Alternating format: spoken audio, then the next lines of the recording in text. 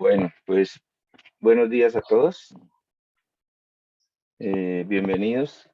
Quiero retomando la secuencia que hacíamos hace algunos años, antes de toda esta dificultad que hemos atravesado. Durante mucho tiempo el doctor Arenas abría siempre la secuencia del año con sus conferencias siempre muy interesantes. Para quien no lo conocen, que son pocos, la verdad, por los residentes nuevos de pronto, el doctor Eduardo Arenas es un profesor especial de la Universidad Nacional que nos ha acompañado durante muchos años. Ha sido pionero en varios temas, en glaucoma, en córnea y en otras áreas de la oftalmología, una persona reconocida mundialmente que tenemos la suerte de tener siempre con nosotros y de que nos permita compartir con él muchas de sus vivencias y de sus conocimientos. Siempre es muy grato y es muy honroso contar con personas como él, sobre todo con su generosidad para enseñarnos sus cosas y para compartir con nosotros siempre en muchos escenarios. De manera que hemos retomado esa parte y qué mejor que con el doctor Arenas reanudar esta modalidad de conferencistas invitados para que nos comparta pues sus vivencias, sus conocimientos y poder sobre todo tener un contacto después de tanto tiempo de estar alejados por fuerza mayor. Entonces el doctor Arenas nos va a hablar de sus experiencias, de las cosas que eh, él ha sido pionero en varios temas, entre ellos la cirugía filtrante no penetrante. Él simultáneamente con otros autores mundiales promovió este tipo de cirugía y hoy sabemos que es reconocida mundialmente. Hay consenso de que son procedimientos útiles, pero además él ha hecho otro tipo de aportes que nos va a compartir en el día de hoy. Bueno, que doctor Arenas, bienvenido, muchísimas gracias como siempre por su generosidad, por estar con nosotros y lo dejo con el auditorio para que nos hable de sus aportes al glaucoma. Bienvenido y muchas gracias. Bueno, mil gracias.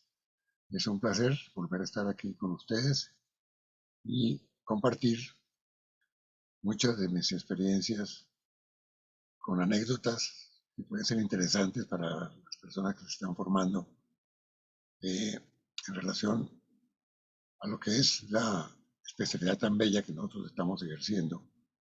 Y entonces, ustedes saben que hay más de 22 subespecialidades en nuestra profesión y voy a mencionarles cómo es que uno de pronto toma un camino u otro en los laberintos de la vida. Y mi primera subespecialidad fue muy pronto en mi formación y fueron los lentes de contacto, que curiosamente eh, en mi segundo año de residencia ingresó al Hospital San José, donde yo me formé, un nuevo profesor que venía de los Estados Unidos después de estar un año entero aprendiendo sobre una revolucionaria idea en esa época sobre el uso de los lentes de contacto. Para mí fue una gran sorpresa porque una de las cosas que hizo el profesor fue operar pacientes con catarata monocular y después adaptar lentes de contacto. Recuerdo mucho que mi padre, oftalmólogo también, me decía, jamás vayas a operar una catarata monocular porque el paciente no va a quedar contento, porque queda con una visión que no es muy útil para él. Entonces yo le pregunté al doctor Espinosa si me enseñaba cómo era la adaptación de los lentes de contacto y él me dijo, no, señor, yo estuve un año en Nueva York y con muchísimo gusto, cuando usted empieza a ejercer, usted me remite a los pacientes y yo se los adapto. Bueno, quedé con esa inquietud y curiosamente en esos días apareció en el American Journal de Oftalmología un aviso muy chiquito en el fondo de la página, me acuerdo, que anunciaba el primer curso de lentes de contacto internacional para oftalmólogos en Nueva Orleans. Y yo, qué interesante. Era un curso que duraba solamente una semana. Entonces, coincidencialmente, en esos días aparece otro aviso en un periódico en el cual ofrecían estarse en los Estados Unidos durante 99 días viajando en la Greyhound, transporte de bus, por $99. Y qué interesante. Y empezó mi mente a maquinar y yo, pues es una forma de la que yo podría asistir a ese curso. Tengo que inventarme algo para que en mi segundo año de residencia me den permiso de ausentarme 3 meses. Y así fue como propuse que podría yo asistir a diferentes congresos que habían en Estados Unidos para esos 99 días que coincidían parcialmente con el curso de Nueva Orleans. Había un congreso panamericano, había un congreso mundial de córnea en Washington y había una American Academy en Los Ángeles. Es decir, el congreso panamericano era en Montreal. Entonces, este fue el mapa y yo planeé viajar durante los 99 días y desde luego, pues económicamente no me podía quedar en muchos hoteles, por lo cual empecé a analizar en qué sitios podían vivir amigos, parientes, conocidos, en donde me pudiera hospedar, porque yo creo que los 99 días podría decir, sin mentir, que por lo menos 25 o 30 días dormí en los buses, tomaba el bus, fuera más lejos y ahí dormía. Bueno, llegué a mi congreso, mi curso en Nueva Orleans, como 10 días o 12 días de haber salido de Colombia. Cuando llego me dicen, a la orden. Digo, no, vengo al curso. Digo, ¿cuál curso? Digo, el curso de los lentes de contacto. ¿Cómo así? Ya le mandamos una carta a usted diciéndole que el curso se ha cancelado. ¿Qué qué? Sí, que se ha cancelado. Digo, ¿cómo? Sí, ¿cómo así? Digo, es que usted fue el único que se inscribió de todo el mundo. No íbamos a dictar un curso a una sola persona. Entonces, lógicamente, parte de verdad, parte un poco de ficción, pues me puse a llorar y dije, mire, yo soy un pobre residente de segundo año, ¿cómo van a hacer eso? No sé qué, no sé cuándo. Entonces, bueno, ¿y por qué no recibió la carta? Dijo, es que yo me vine, soy tan pobre que me vine en bus desde Colombia. Digo, en bus desde Colombia. No puedo creer. Por eso llevo tanto viajando. Una mentira piadosa. No, no miento, pero ahí me tocó mentir. Bueno, resulta que nosotros somos los fabricantes de lentes de contacto ahorita más importantes. Joseph Baldón, pues lo vamos a tener aquí en nuestra fábrica durante 8 días y usted aprenderá lo que pueda aprender. Y así fue. Aprendí muchísimo, completé mi recorrido y en Greyhound y fue mi primera especialidad. Entonces, terminé mi residencia y se me presentó la oportunidad de ser recipiendario de una beca para hacer patología ocular en Nueva York. Yo ya había visitado Nueva York, me pareció lindo, y entré a esa beca de un año con el famoso doctor Algernon Ruiz, que tengo ese certificado que ya, como lo ven ustedes, tiene cierto modo, pero aquí pone en este renglón que creen que fue el mejor fellow que han tenido ellos hasta ese momento. Gracias al doctor Ruiz, la patología ocular para mí fue uno de mis especiales inclinaciones en la oftalmología publicamos un par de trabajos con ellos, siendo la patología ocular para mí, sigue siendo todavía una interesante forma de ver cómo funciona un ojo al microscopio. En parte me ha ayudado a producir muchas de mis ideas y también fue el motivo para fundar la Asociación Panamericana de Patología Ocular, que desafortunadamente se extinguió hace unos 4 o 5 años, y donde conocí muchos oftalmólogos de Latinoamérica y de los Estados Unidos, especialistas en patología ocular. Esa fue mi segunda subespecialidad. Y entonces, cuando llegué a Colombia, pues me dediqué a poner lentes de contacto, me los mandaban desde los Estados Unidos. Y tuve una anécdota interesante, que un paciente a quien le era operado de catarata monocular, le puse el lente de contacto, era una campesina, y tenía pues ese ojito que no servía para nada y el otro era regular. Entonces vino con un congreso en Bogotá, en 1971 era el primer congreso panamericano que hacía en Bogotá, el doctor Benjamin Boyd, presidente, el doctor Álvaro Rodríguez, presidente de la Sociedad Colombiana de Oftalmología, y presenté el trabajo que llamaba Uso de lentes de contacto permanentes, y esta es la foto de la paciente, en la cual ven ustedes que afáquica, la córnea durante un año duró el paciente con el lente, no se lo quitó. ¿Por qué? Dijo, porque yo veía también que ¿para qué me lo quitaba? Hasta que se me rompió. Y yo, bueno, muerto el susto, vi que me había durado un año con un lente de contacto de la época, eran pues, rígidos, no gas permeables, desde luego, y publiqué ese trabajo en el Congreso. Y curiosamente, cuando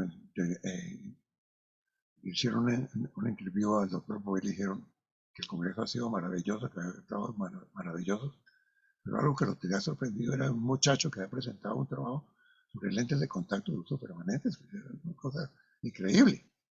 Entonces, eso me volvió contactólogo y, lógicamente, me volví miembro internacional y seguí presentando trabajos sobre lentes de contacto, que sería un tema muy largo también de comunicarnos con ustedes. Entonces, yo seguí hablando de los lentes de contacto. En el año de 1982 fui invitado a un congreso paraguayo de oftalmología a hablar sobre lentes de contacto. Y en Asunción, Paraguay, en ese momento, pues reinaba el general Stroessner. El congreso empezaba el día sábado, nosotros llegamos el viernes, y cada cual de los invitados recibió una carta del general diciendo que el congreso no empezaba el sábado, que por orden de él empezaría el domingo, porque el sábado él no podía inaugurar el congreso, pero el domingo sí. Y así fue que nos quedamos en el hotel y en la piscina, hablando con los 4 o 5 invitados que había, uno de ellos, el profesor Dunbar Hoskins, famosísimo glaucomatólogo y presidente de la Academia Americana de Oftalmología por muchos años, y hablando en cositas ahí en la piscina, me dijo, ¿y tú operas? Sí, opero. ¿Y operas glaucoma? Sí. Y le expliqué cómo operar glaucoma. Y en ese tiempo ya se me había ocurrido hacerla no penetrante. Le digo, oiga, eso es una muy buena idea. ¿Por qué no la publica? Le dije, no, pues, ¿cómo así? Digo, no, pues yo le ayudo. Yo soy miembro de la American Academy y todas esas cosas. Recolecte pacientes y mándeme el escrito y yo se lo ayudo a redactar. Lo publicamos. Y no quiero ser autor porque yo soy muy honesto, pero yo le escribo el trabajo. Y así fue. Entonces, el doctor Hoskins, pues yo mandé mi trabajo para publicar y lógicamente lo mandé a la American Journal of Ophthalmology. Meses, se demoraron muchos meses en responderme y dijeron que no no es publicable.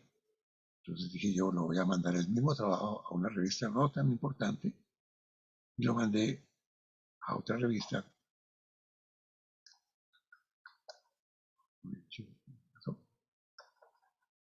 Y Ophthalmic Surgery, y fue rechazado también. Entonces dije yo voy a mandarlo a Inglaterra, porque creo que los gringos como no creen en los colombianos, perdón, si hay algún gringo aquí. Pero lo mandé al British Journal. Me respondieron muy pronto. Dijeron, por favor, ya usted ha mandado ese trabajo a otras revistas. No insista. Así fue que entonces dije yo, bueno, tengo que ver cómo hago para divulgar la idea. Y se presentó la oportunidad en el Congreso Nacional, el que era presidente, uno de mis amigos de Francia, el doctor Carlos Vera, y me asignaron una conferencia magistral. La presenté, me dieron una medalla y empecé a divulgar en la forma que fuera cómo era lo de la trabeculectomía no penetrante. Gracias a mis vínculos con los patólogos, el doctor Berhoff, presidente uruguayo de oftalmología, me invitó a un congreso, no a hablar de glaucoma, sino a hablar de lentes de contacto y de patología ocular.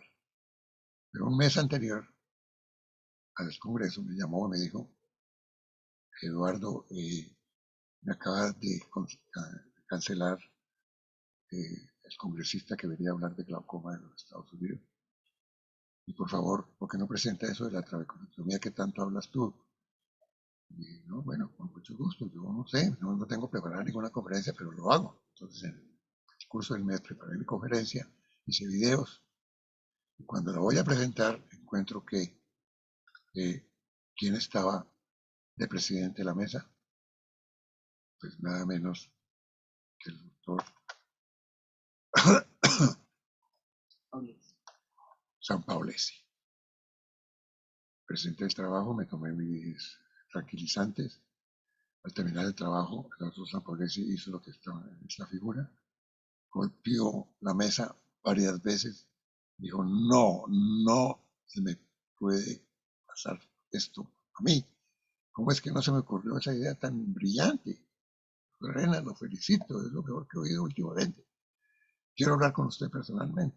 Y así fue. Hablé con él personalmente, fui a su hotel. Me dijo, yo estoy terminando la segunda edición de mi libro, mándeme el trabajo.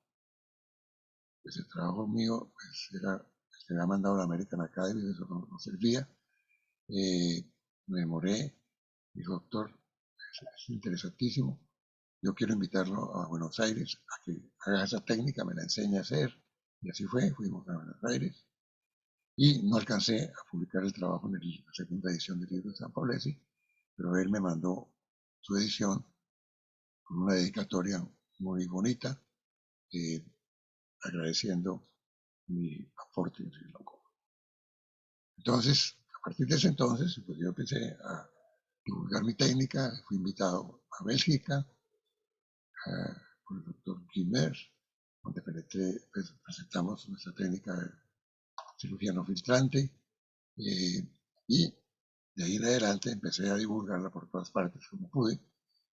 La historia de la cirugía filtrante es interesantísima, pues no es mucho tan reciente, es bien antigua. Se habló de la ileodonesis, de la esclerectomía de Lagrange, del trépano de Liot, que nosotros usamos en San José cuando operábamos. El trépano va a ser una pequeña abertura.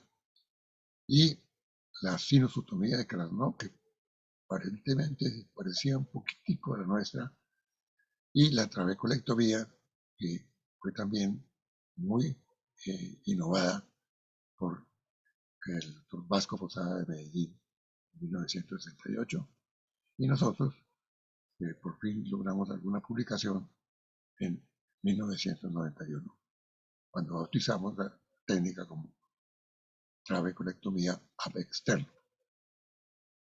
Esa publicación llegó a concedernos un premio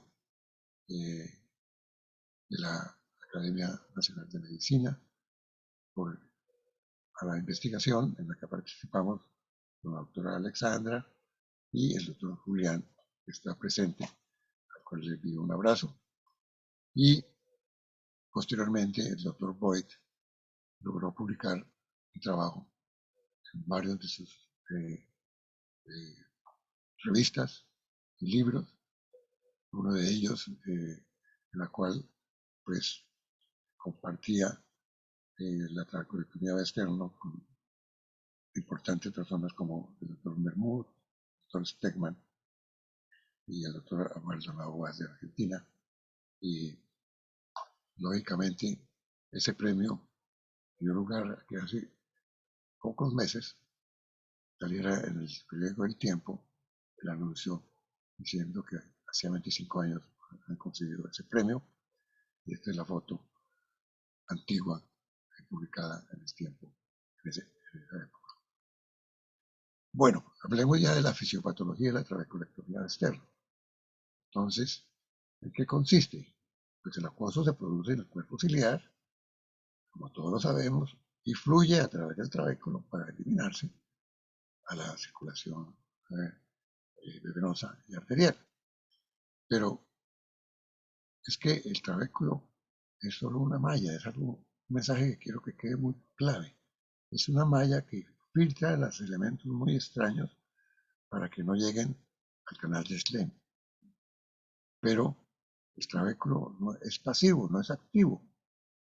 Lo que sí es activo es un fenómeno que se llama la endocitosis.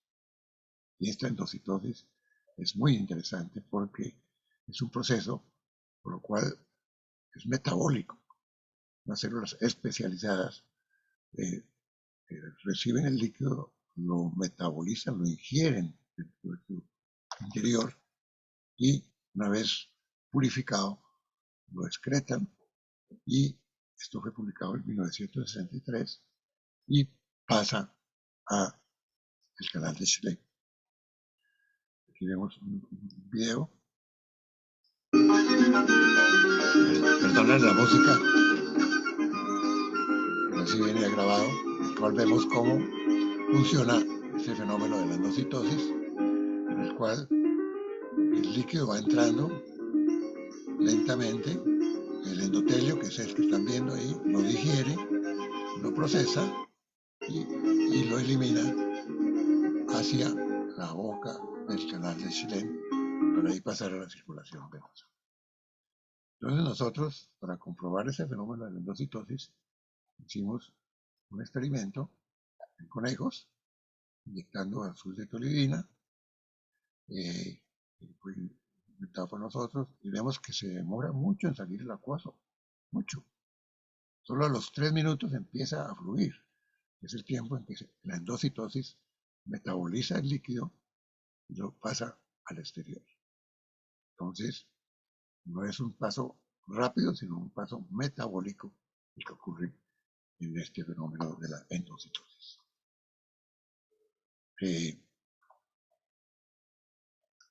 Bueno, entonces, aquí vemos cómo es la endocitosis, la metabolización por el endotelio, y cómo sale al canal de Schlemm, como lo ven ustedes aquí, fluyendo. Es muy diferente el piso del canal de Schlemm, que eso es muy importante para la técnica, del techo del canal de Schlemm. Entonces, cuando uno quiere intervenir, la no penetrante tiene que enfocarse en el piso. Y aquí vemos una diapositiva histopatológica muy linda en que se ve el trabéculo lleno de sustancias, ¿no? Hay sustancias que las filtra, las retiene, y aquí ya saliendo el líquido al canal de Schlemm.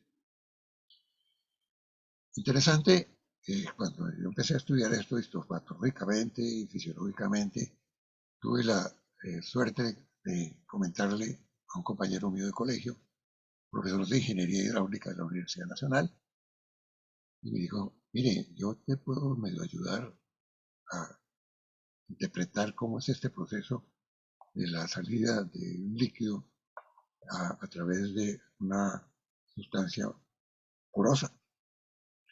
Y entonces me dijo, hay un principio que se llama el principio de Bernoulli, muy antiguo, y hay una regla. Si tú me das esos datos, que yo te voy a dar de una lista gigante de datos, que yo las pasé al ojo, como era la producción de la cosa, la velocidad, etcétera, presiones, etcétera. Y él empleó esa fórmula y me dijo, mire, para que un líquido que se produce en esa cantidad salga al exterior, necesita una abertura de 100 micras. Estas 100 micras son muy importantes, fueron utilizadas posteriormente para las cirugías con válvulas y simplemente el proceso de Bernoulli nos dio la idea de las 100 micras y empezamos a presentar estos trabajos. Fuimos invitados a Lausana, en Suiza, en donde curiosamente van a encontrar que hay varios de los speakers de ese congreso, pues son muchos de los que posteriormente empezaron a fabricar las válvulas para que estén cada vez más difundidas a nivel orbital. Entonces, un aporte importante es el invento que hicimos nosotros, que llamamos el Hook Maker. ¿El Hook Maker qué es? Es un tubo de acero que nosotros diseñamos con un mango al cual se le inserta una aguja de insulina y se le deja caer para que la aguja de insulina, dependiendo de la altura, que tiene varios tipos de altura, va a tener una curva diferente. Entonces vamos a compartir este video en el cual vemos cómo insertamos la aguja, cómo la soltamos en cierto punto para lograr diferentes curvaturas y aquí vemos cómo se produce una especie de garfio microscópico con el cual vamos a disecar las diferentes partes histológicas del canal de Schlemm. Esto lo publicamos muy recientemente en el aparato que está a disposición con una de nuestras discípulas peruanas. Y entonces voy a presentarles este video, es muy interesante. El doctor Gabriel Ortiz ha sido uno de mis impulsores de la técnica y pues él tenía un vínculo con el Hospital San Carlos y dijo, ¿por qué no vamos y operamos a los pacientes? Y yo aprendo la técnica y aquí está el video de esa técnica. Aquí vemos cómo fijamos la córnea para poder tensionar bien el ojo y tener una superficie grande donde trabajar. Hacemos un colgajo conjuntival, teñimos para que no se confundan al suturar los bordes de córnea con los bordes de la parte posterior de la conjuntiva. Aquí hacemos una tracción, tratando también de identificar siempre el borde cortante y aquí inyectamos localmente, porque esto es hecho con anestesia local, difundiendo el anestésico en el estroma escleral para ya después hacer una incisión rectangular con una cuchilla bien fina y poder lograr entrar a la anatomía microscópica del canal de Schlemm. Estamos disecando, tenemos unas esponjas que nosotros utilizamos mucho para controlar las hemorragias, pero es muy importante el uso del cauterio bipolar también. Aquí estamos llegando ya al canal de Schlemm, ahí está, ya quitamos el techo, estamos destechando el canal de Schlemm, ponemos la mitomicina y ya logramos la filtración del acuoso. Entonces, la técnica es básicamente la sutura de fijación corneana, como vamos a ver, la anestesia tópica, la disección epiescleral lenta, la hemostasis de los bordes esclerales y profundización hasta obtener la efusión gracias al Bookmaker, que lo veremos más adelante, y el uso de la mitomicina y una sutura conjuntival continua con los bordes bien identificados. Entonces, después de hacer muchísimas trabeculectomías, se nos ocurrió que había otra forma de hacer una trabeculectomía, pues no penetrante, entre paréntesis, pero posterior. ¿Qué quiere decir posterior? Que es una trabeculectomía que se hace a cámara posterior, no a cámara anterior. Esta conferencia la presentamos por primera vez en el curso andino en el 2009 en Medellín y recientemente la publicamos, la presentamos en Octamo Córdoba y aquí quiero contarles una breve anécdota. Era, me escribieron que si quería participar, yo mandé, bueno, escojan de estos 4 o 5 trabajos y me los escogieron todos. Uno de ellos, el de la trabeculectomía externa posterior, que lo presenté como coautor el doctor Gabriel Ortiz. Cuando presenté el trabajo que era virtual, me enteré que habían 400 conferencistas y que nuestra conferencia fue vista solamente por 25 personas. Pero bueno, entonces esos son los problemas que suceden ahora con los congresos demasiado comerciales. Entonces, ¿en qué se basa la colectomía externo posterior? Aquí vemos cómo es el ángulo de una persona de 5 años, lógicamente amplio, pero cuando empieza a haber un glaucoma de ángulo cerrado, el iris empieza a dosar al trabéculo hasta que termina pasando hacia adelante del trabéculo y formando una cámara posterior casi más grande que la cámara anterior, como lo vemos aquí en esta diapositiva. Pues aquí es que tenemos que entrar nosotros, cuando hagamos la cirugía, al externo posterior, que veremos cómo es que consiste. Aquí está conioscópicamente cómo se comportan esos ángulos, hasta que quedan completamente cerrados. Y vemos aquí nuestra técnica, en la cual, pues lógicamente, como hicimos anteriormente, hacemos la tinción, tal como si fuéramos a hacer una trabeculectomía corriente, llegamos a la parte del limbo escleral, ponemos la anestesia, como vieron en la diapositiva anterior, y aquí empieza la disección del sector cámara posterior, que está más que todo adelante, y empezamos a descubrir dónde está el trabéculo. Usamos el Fullmaker y aquí ven ustedes cómo se usa. Vamos disecando, disecando, disecando, pescando fibras, fibras, fibras, fibras, hasta que logramos entrar a cámara posterior con una mini hilectomía gracias al Hookmaker y cerramos la herida y quedan nuestras trabeculectomías finalizadas.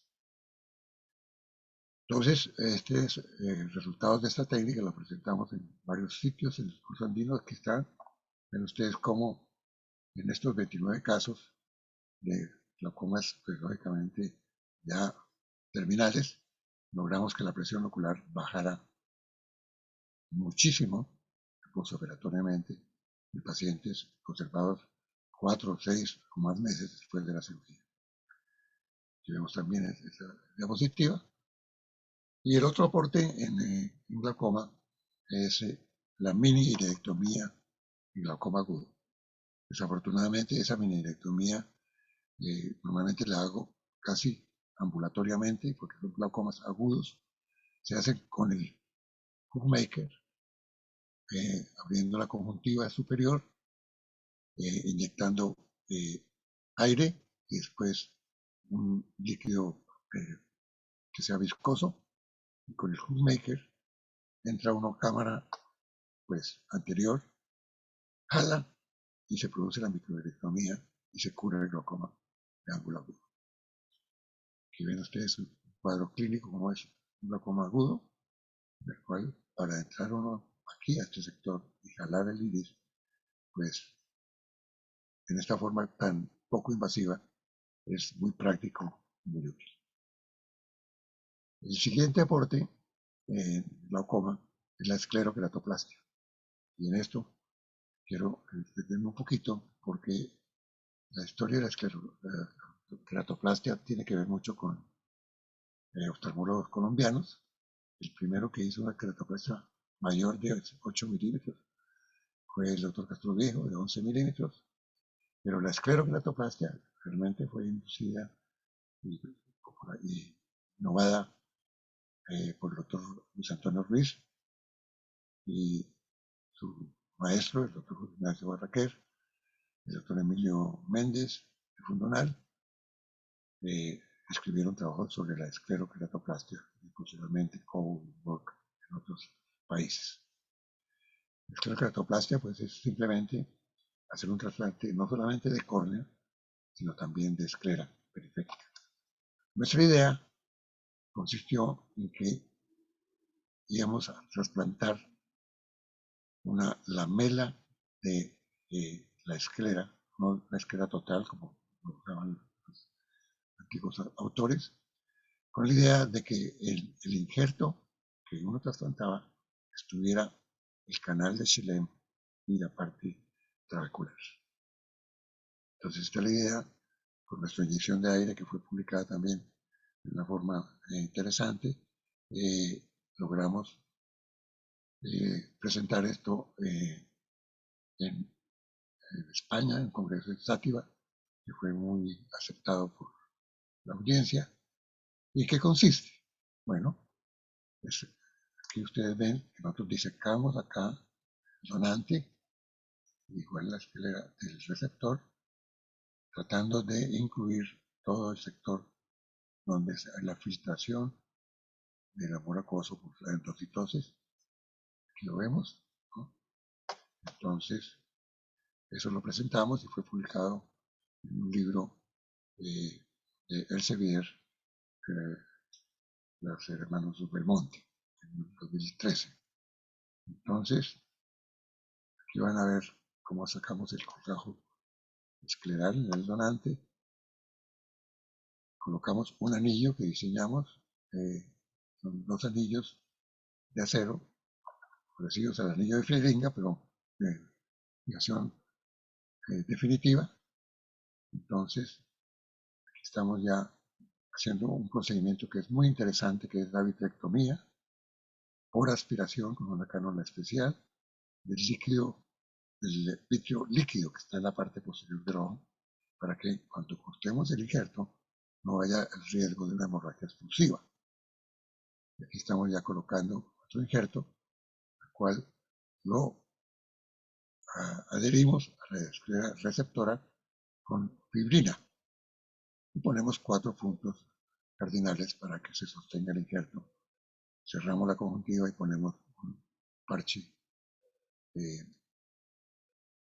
Aquí ven ustedes parte de la técnica. Aquí ya hemos quitado el colgajo. Estamos colocando, miren la cantidad de esclera córnea que estamos poniendo, y de ahí colocamos la fibrina y terminamos la cirugía. Entonces, interesante, gracias a conexiones de la doctora Alexandra con el doctor Ma de Taiwán, logramos que mi técnica fuera presentada en Taiwán y fue aceptada en el Congreso Internacional que hizo el doctor Ma en el año 2017. Yo empecé a preparar la conferencia muy bien, muy bien, muy bien, y alguien me dijo, mire, en Taiwán el inglés no es muy popular. Los taiwaneses hablan japonés, pero inglés muy poco. Coincidencialmente, el ángel de la guarda, un par de semanas antes de viajar, me envió un paciente que venía de Taiwán, estaba esperado aquí en un hotel, por casualidad tenía una consulta conmigo, eh, y le conté que me iba para Taiwán, y le conté que, bueno, entonces me dijo, bueno, claro, yo sé, allá el inglés es pobre. Yo tengo una hija que vive aquí en Colombia y le puede traducir su conferencia, sobre todo las diapositivas, al, al chino, ¿no? Entonces así fue, esas son las diapositivas que presenté de 133 casos, ven todas traducidas al mandarín, y así presenté mis estadísticas, en las cuales vemos cómo muchísimos de los casos con glaucomas con presiones altísimas preoperatorias, gracias a esta cirugía, lograron presiones casi normales en un mayor grupo de pacientes. Entonces, esa técnica fue muy apreciada y el doctor Ma es director de la revista taiwanesa de oftalmología, nos la publicó recientemente, desde hace un par de años. Entonces, hay muchas cosas que pues, no se pudieron presentar lógicamente, pero que están en preparación, y una de ellas es el flujo valvular. Es algo muy interesante, que es una forma de ver cómo el acuoso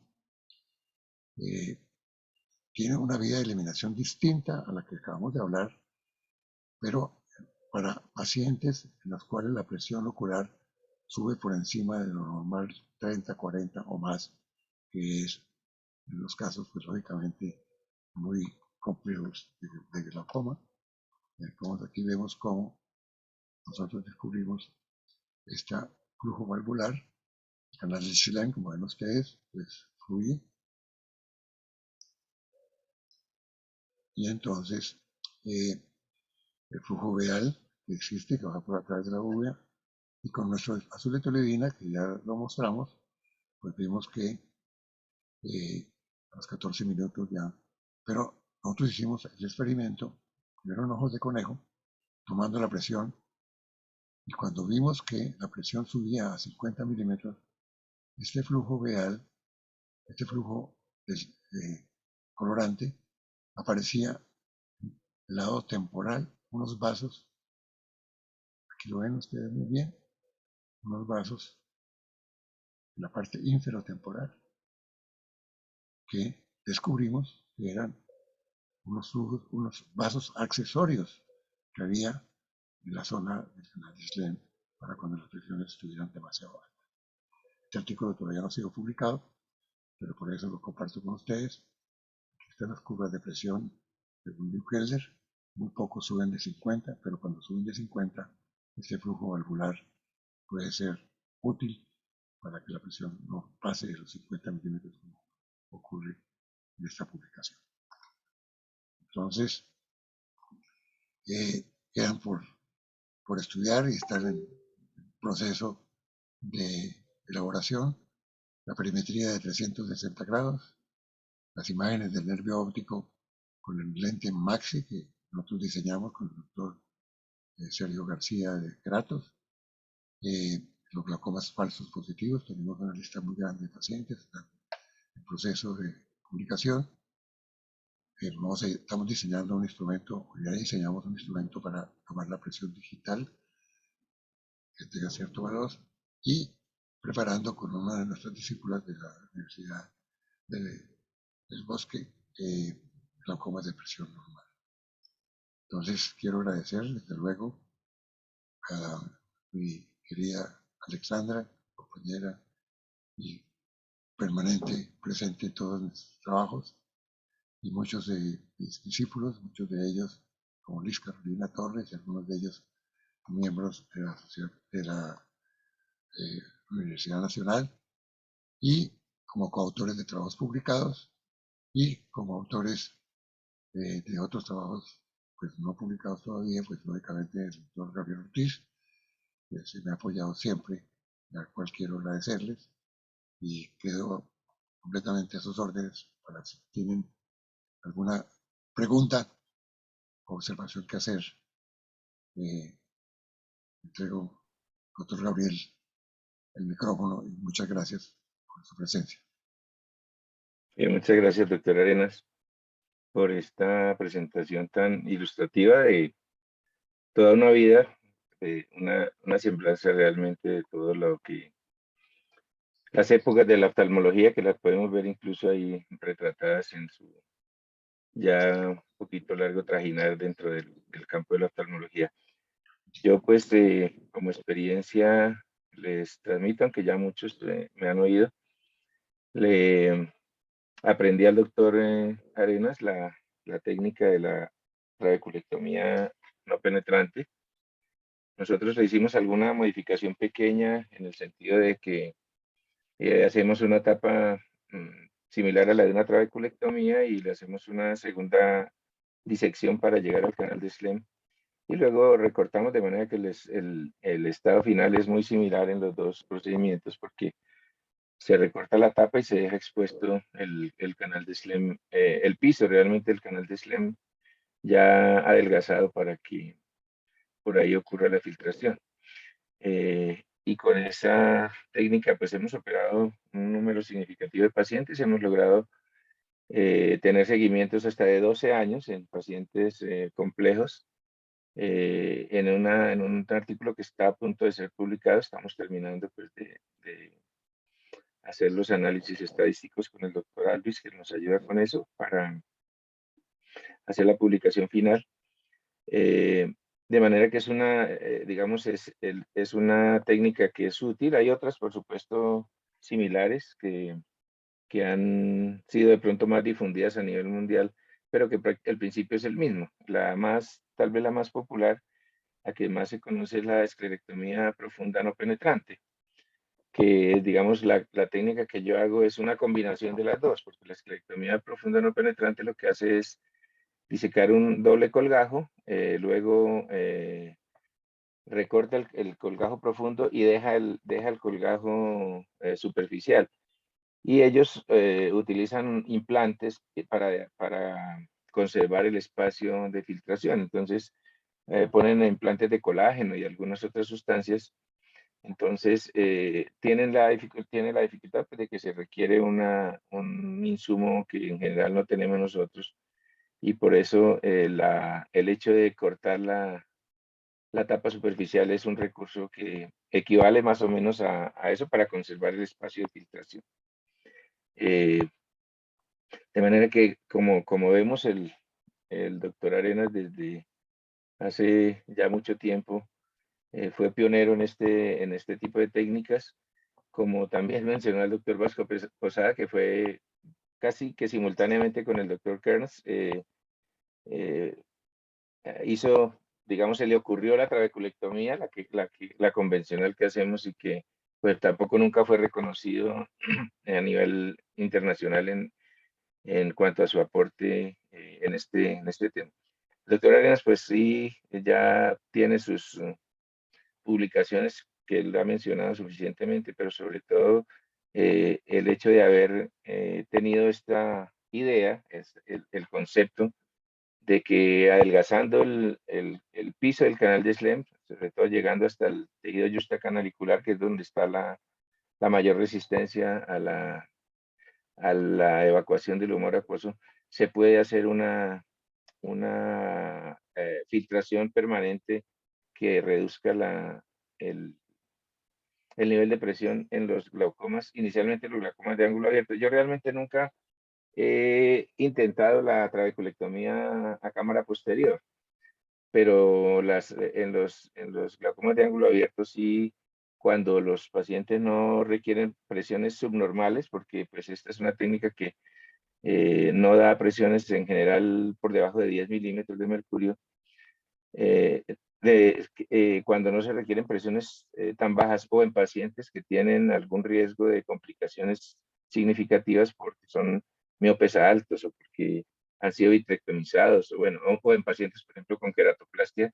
Esta es una técnica excelente, una técnica que nos ayuda mucho a disminuir el riesgo porque realmente es una técnica extraocular, ¿no? Es una técnica en la que no hay penetración del globo ocular como tal y eso pues tiene unas implicaciones importantes incluso para el riesgo de endoftalmitis en caso de que la ampolla se llegara a infectar algún día, el riesgo de que la infección pase al interior del ojo es mucho menor.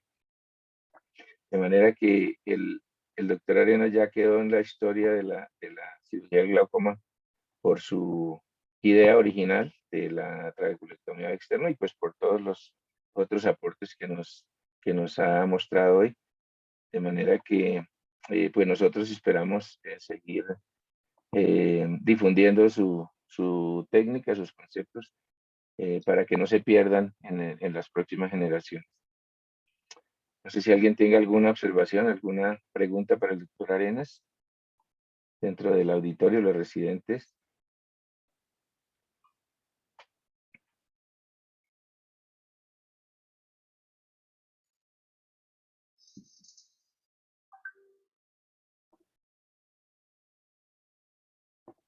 ¿No? Eh, yo Muy bien. Señor, quería No, preguntarle al doctor Arenas sí, con respecto a la esclerokeratoplastia, que es eh, pues una técnica que tiene algún grado de controversia. eh, si en los, digamos, si usted que es patólogo ocular ha hecho estudios, logrado hacer algún estudio de esos ojitos después para ver cómo, en qué estado queda el sistema de filtración en los trasplantados, ¿no? En los ojitos que sí. han tenido trasplante.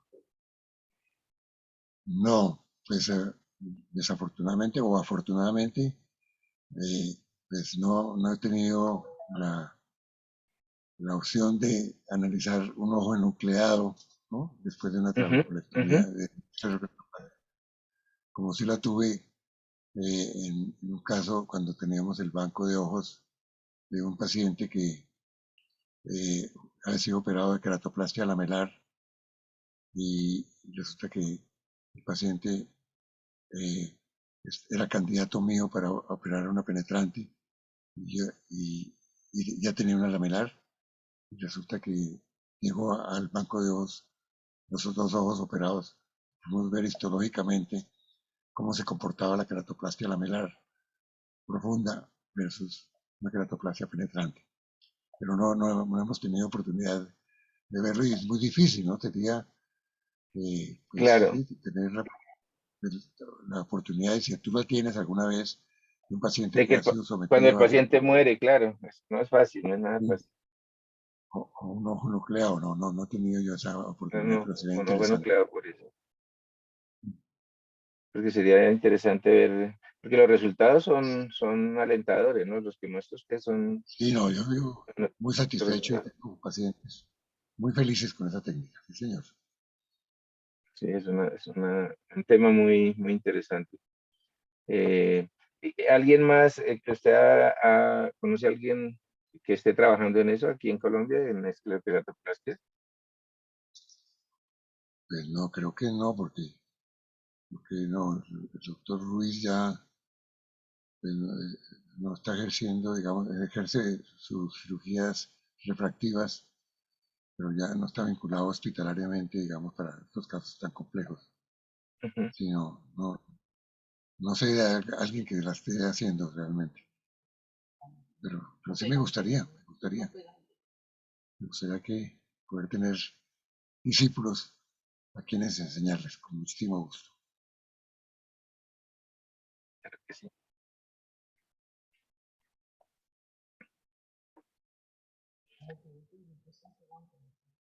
Muy Sí, bien. ¿Alguna otra pregunta, alguna observación respecto a todas las ideas del doctor Arenas? claro. Sí. Sí, bueno, lo importante es el pegante tisular, es importante, ¿no? Y muchas de las ideas que están aún no publicadas, pues ahí puse la lista para que muchos de tus discípulos actuales pues se quieran interesar en terminar estos trabajos. Muchos de ellos eh, ya a punto de ser listos para publicación, ¿no? Sí. Pero el campo visual, ¿en qué avances ha tenido esa parte? Eso es muy interesante, es un tema con el cual estuve trabajando con un un paciente mío antiguo para diseñar una especie de campímetro eh, de 360 grados. Ujú. Creo que estamos en ese proceso, ya tenemos una cámara, pero hace un par de meses él me escribió diciendo que aparentemente ya había algo similar inventado y quedó de enviarme el aparato para ver si compite con lo que yo estoy proponiendo, que es que el campo visual sea no tan reducido como es actualmente con todos nuestros aparatos electrónicos, sino que sea amplio. Porque acuérdese que en el glaucoma uno pierde la visión a partir de la periferia y nuestros campímetros pues solamente analizan 30 o 40 grados no más. Nosotros necesitamos que sea tan Y a veces amplio menos, y a veces menos, sí, y a veces 30 menos, grados. y a veces menos. Ajá. Que sea tan amplio que uno pueda detectar muy precozmente un glaucoma cuando vemos una papila atípica. Entonces estamos en ese proceso y yo creo que hay varias ideas que pueden ser muy productivas para la detección temprana de glaucoma y la evolución de un paciente con glaucoma. Muy bien. Doctor Barreto, está levantando la mano. Buenos días, Buenos días. Hola, mi querido maestro, discípulo, doctor Ortiz, ¿cómo gracias por la está? palabra. Bueno, siempre tratando de estar en los momentos más importantes de la academia y creo que hoy día, como siempre, usted nos ha ilustrado, dándonos mucha información a la cual yo tuve acceso en vivo hace un poco más de 18 años y siempre agradecido porque hoy que ya no tengo el padre biológico, usted es mi padre académico y gracias a todos los conocimientos que adquirí en esos meses que estuve a su lado, me ha permitido desarrollarme no solamente en la parte del glaucoma, córnea, todo el segmento anterior, no solamente en la parte de la oftalmología, sino en la parte de la vida. Yo recuerdo que tuve la oportunidad de viajar con usted a un lugar de la selva en Perú, de Tarapoto, y evidentemente no es el momento para hablar de todos sus viajes, en los cuales usted ha tenido el honor de ayudar a tantas personas, operándolas sin ninguna recompensa económica. Y es ahí donde yo tuve la oportunidad de conocer al doctor Eduardo Arenas Archila. Y tímidamente en el viaje de retorno a Lima le dije, doctor, yo estoy interesado en estar con usted. Me dijo, mándame una carta y te contesto para ver cómo vamos de tiempo. Y así fue que después de un año tuve el honor de visitar al doctor Eduardo y aprender. Cada minuto que estuve a su lado para mí fue muy valioso y los Qué años bello. sucesivos donde nos hemos encontrado en congresos, diferentes eventos, es para mí siempre un gran placer tenerlo al lado y escucharlo. Doctor Eduardo, mis infinitas gracias. Siempre usted está en mis memorias, en mis oraciones. Yo soy muy creyente y le deseo que siga desarrollando la oftalmología, que siga desarrollando con sus alumnos, con sus fellows, que siga siendo tan amoroso con todas las personas que lo rodeamos. Muchas gracias, doctor Eduardo, muchas gracias por invitarme a escucharlo y siempre estoy a las órdenes. Doctor Ortiz, muchas gracias por darme la palabra. Un honor estar aquí con ustedes. No, muchas Me gracias a acabo de usted. erizar, me acabo de erizar. Realmente no mencioné un trabajo que hicimos con el doctor Barreto sobre el HRT, porque es un poco controversico con las personas que poseen estos equipos, pero con él hicimos un trabajo y publicamos el trabajo de cómo valorar el HRT en porcentaje, ¿no? Cuánto era 1, 2, 3, 4, 5, 6 de porcentaje de pérdida de campo visual. Eh, un abrazo, doctor Guillermo, el presidente de la Sociedad Panamericana de Oftalmología, importantísimo eh, aportador de ideas en glaucoma a nivel panamericano y mundial. Un abrazo. Y Doctor, gracias, muchas doctor. gracias. Muy amable por sus palabras. La doctora Armas también quiere de pronto intervenir. Adelante. Bueno, buenos días con todos, saludándoles desde donde el doctor Guillermo Barreto menciona, desde Tarapoto, Perú. Yo también fui una discípula del doctor Arenas y también pude estar cerca de la técnica que acaba de explicar, y acá lo recordamos mucho. Creo que todas las personas que hemos votado con él y lo conocemos, sabemos lo grandioso que es, y un excelente maestro, siempre recordando sus enseñanzas y agradeciéndole, porque a pesar de todas estas dificultades del Zoom, de la COVID, acá siempre lo tenemos presente, doctor. Acá estoy con el doctor Arévalo, también le manda muchos saludos, y estamos felices porque siga manifestando sus enseñanzas a todos, a esta nueva generación. Un fuerte abrazo, doctor. Saludos a la doctora también. Linda, muchas gracias. Un abrazo para todos allá. Sigo escalofriado de la emoción. Muchas gracias. Ya, acá le va a saludar el doctor Arévalo también. Doctor, siempre es un honor estar con usted. La verdad, sus enseñanzas han sido tan grandes y yo lo llevo, incluso dentro de la clínica está su nombre grabado. ¿Por qué? Porque usted es un gran maestro, artífice de muchos cambios, y es el ejemplo a seguir.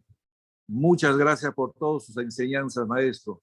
Y un saludo a la doctora Mir. Muchas gracias, Fernando. Muchas gracias. Hasta luego, gracias. Hasta luego. Luego. Muy lindo, estos discípulos agradecidos, Bueno, muy emocionado. lo que ha sembrado usted toda la vida con su generosidad para enseñar a todo el mundo. Pues yo también quiero manifestarle nuevamente nuestra gratitud por todo lo que nos ha aportado, por todo lo que le ha aportado a la oftalmología, y porque nos ha enseñado que hay que estar siempre con la mente abierta, y que se pueden hacer cosas simplemente con ideas, no siempre con grandes aparatos o tecnologías, sino que hay que utilizar nuestro conocimiento y nuestra imaginación para lograr hacer cosas por el beneficio de los pacientes y de la sociedad.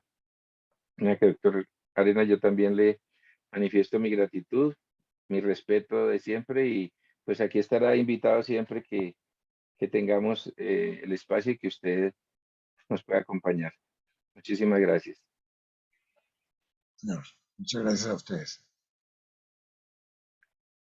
Bueno, vamos a Bueno, muchas gracias. parar Nos la pasamos del grabación. tiempo, pero... No, maravilloso. Muchísimas gracias. No, estamos bien de tiempo. Entonces, si no Bueno, hay más intervenciones, si no hay más opiniones, vamos a detener la grabación.